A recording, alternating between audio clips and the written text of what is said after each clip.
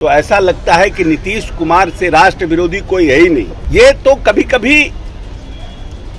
जाने अनजाने में कुछ घटनाएं इस तरह की हो जाती है। नीतीश कुमार को हिंदुस्तान के जनमानस के लिए भारत सरकार के केंद्रीय मंत्री रहे हों,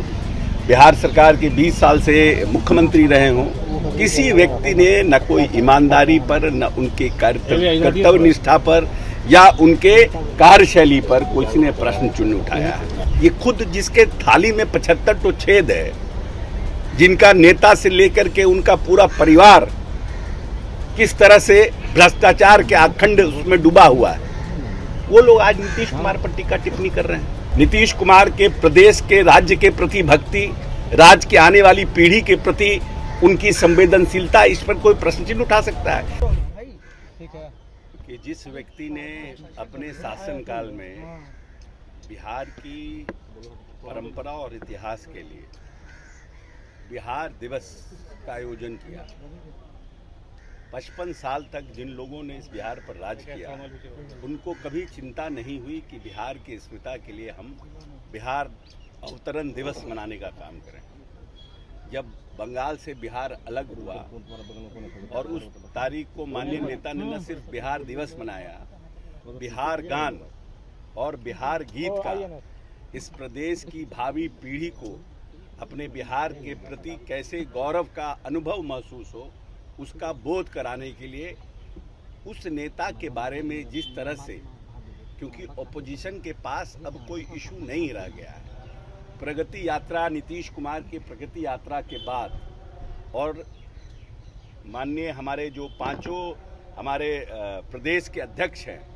उनके कार्यकर्ताओं की बैठक के बाद पूरा विपक्ष जो है हताश और निराश है। तो वो उन सब इश्यूज को इशू बनाने का कोशिश कर रहा है जो बिहार के चुनाव में इशू है ही नहीं। नीतीश कुमार को हिंदुस्तान के जनमानस के लिए भारत सरकार के केंद्रीय मंत्री रहे हों, बिहार सरकार के 20 साल से मुख्यमंत्री रहे हों, किसी व्यक्ति ने न कोई ईमानदारी पर, न उनके कर्तव्य निष्ठा पर या उनके कार्यशैली पर किसी ने प्रश्न चिन्ह उठाया है। अब राष्ट्रगान के ऊपर जिस तरह का इशू इन लोगों ने क्रिएट किया है, तो ऐसा लगता है कि नीतीश कुमार से राष्ट्र विरोधी कोई है ही नहीं। ये तो कभी कभी जाने अनजाने में कुछ घटनाएं इस तरह की हो जाती है, जिसका आदमी, ये बात सत्य है कि नीतीश कुमार के लिए और नीतीश कुमार जैसे नेता के लिए अगर जिस शब्दों का ये लोग प्रयोग विपक्ष कर रहा है, ये खुद जिसके थाली में 75 तो छेद है, जिनका नेता से लेकर के उनका पूरा परिवार किस तरह से भ्रष्टाचार के अखंड उसमें डूबा हुआ है, वो लोग आज नीतीश कुमार पर टीका टिप्पणी कर रहे हैं। नीतीश कुमार के राष्ट्रभक्ति, नीतीश कुमार के प्रदेश के राज्य के प्रति भक्ति, राज्य की आने वाली पीढ़ी के प्रति उनकी संवेदनशीलता, इस पर कोई प्रश्न चिन्ह उठा सकता है। ये बिना इशू का इशू उठा करके नीतीश कुमार को नीचा गिराने का विपक्ष की साजिश है। उनके बेटे की बनाने की मांग कर राबड़ी देवी ने कहा है कि नीतीश कुमार अगर अस्वस्थ है तो अपने बेटे को मुख्यमंत्री बना दें। इसलिए कि नीतीश कुमार हमेशा परिवारवाद के विरोध में बात करते हैं। में कोई देशभक्त नहीं है जो बिहार की अस्मिता और देश की अस्मिता के लिए हमेशा पूर्णतः संघर्षरत रहे और पूर्णतः उनके लिए काम करने का कि इसमें नीतीश कुमार को घेरा जाए। ये तो निर्णय नीतीश जी को करना है ना, कब उनके बेटे आएंगे, कब वो आएंगे। नीतीश जी पूरी तरह से प्रदेश के शासन पर उनका ग्रिप है और जिस तरह से आज तक उनसे आधे उम्र के लोगों ने भी बिहार की यात्रा पूर्ण नहीं की हो,